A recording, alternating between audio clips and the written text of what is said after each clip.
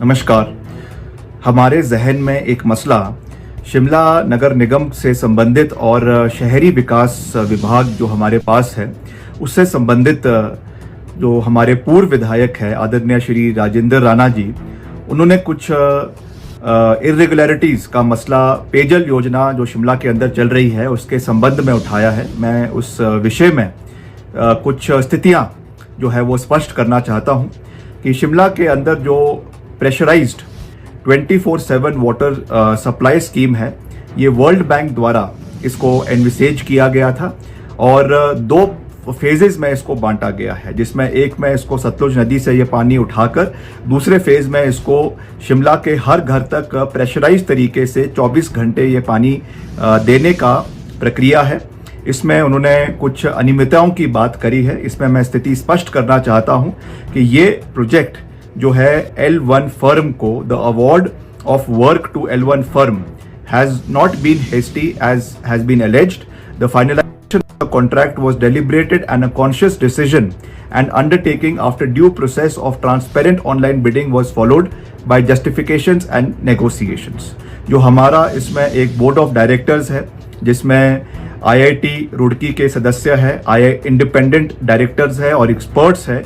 इन्होंने 23 फरवरी 2024 को इस बैठक में ये निर्णय लिया कि जो L1 फर्म है उसको ये अवार्ड किया जाएगा, जिसके बाद तत्पश्चात 13 मार्च 2024 को जो हमारी काउंसिल ऑफ मिनिस्टर्स हुई है उसमें इसकी मुहर लगने के बाद ड्यू प्रोसेस के साथ इसको अवार्ड किया गया है।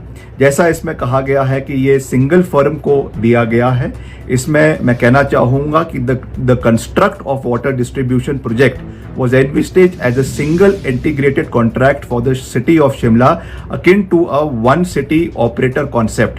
This was to ensure single point responsibility, accountability for all service delivery parameters and greater customer centricity, ताकि एक रिस्पॉन्सिबिलिटी फिक्स हो और एक ही फर्म इसको पूरे शहर के अंदर करे ताकि उसमें डिलीवरी पैरामीटर्स मीट करे। उस सोच के साथ इसको इम्प्लीमेंट शहर के अंदर किया गया है।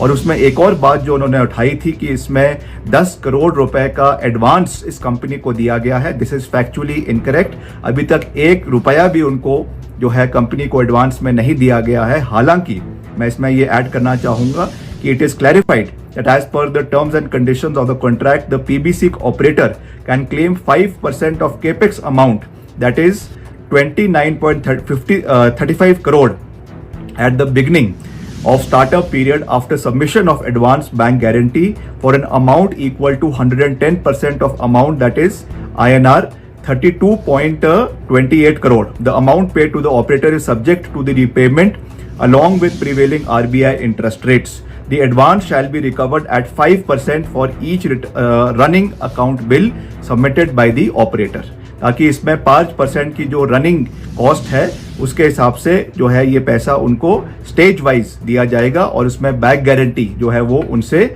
ली जाएगी। तो मैं ये कहना चाहता हूं कि all due process of laws have been followed and the board of directors which is headed by the chief secretary and all the independent members and experts जिसमें IIT के सदस्यों को भी हमने लिया है, उन्होंने अपने रिपोर्ट के हिसाब से इसको अवार्ड किया गया है। इसलिए जो ये बयान आदरणीय राजेंद्र राणा जी ने दिया है वो राजनीति से प्रेरित है, फैक्चुअली इनकरेक्ट है और आने वाले समय में इसका एक पूरा रिकॉर्ड हम जो है जनता के सामने भी रखेंगे ताकि इसमें कोई भी क्वेश्चन मार्क जो है वो ना लगे, because we are government headed by the honourable chief minister Shri Sukhvinder Singh Sukhu.